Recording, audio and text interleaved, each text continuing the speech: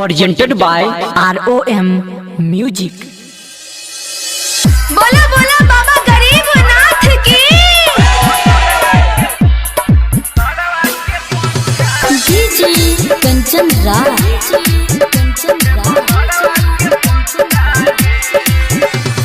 नीम चौक चौसीमा वैशाली।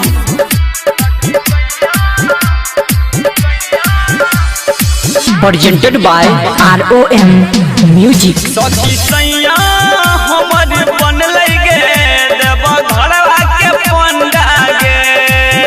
सखी सैया हमर बनल गे देव घरवा के पंडा गे।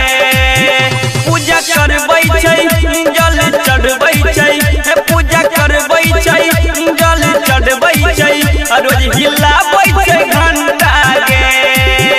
सखी सैया हमर बनल गे देव घरवा के पंडा गे। सखी सैया हमर बनल गे देव घरवा के पंडा गे। presented by ROM Music।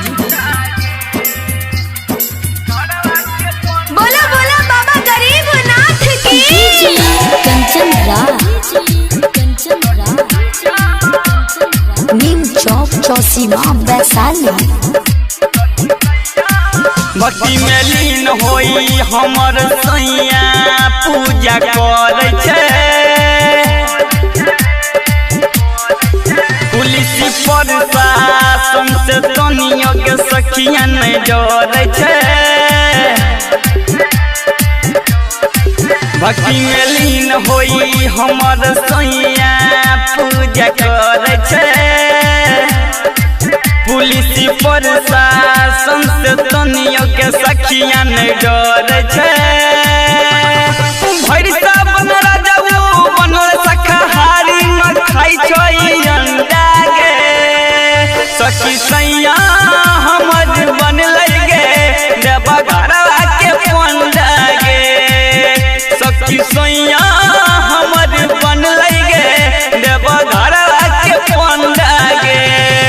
DJ Rakesh दिवाकर कमला बाड़ी चौक जयनगर बाजार।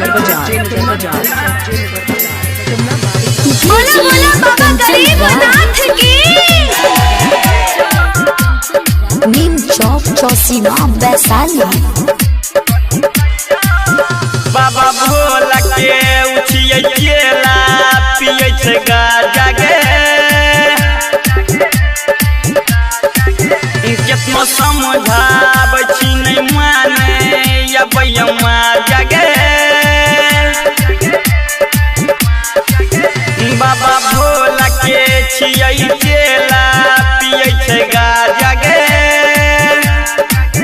केतना समझाबी नहीं माने अबै छै मजा गे। ई राइटर सोनू कृष्णा कन्हैया सोचै नहीं गंदा गे। सखी सैया हमर बनल गे देव घरवा के पंडा गे। सखी सैया हमर बनल गे देव घरवा के पंडा गे। presented by ROM Music।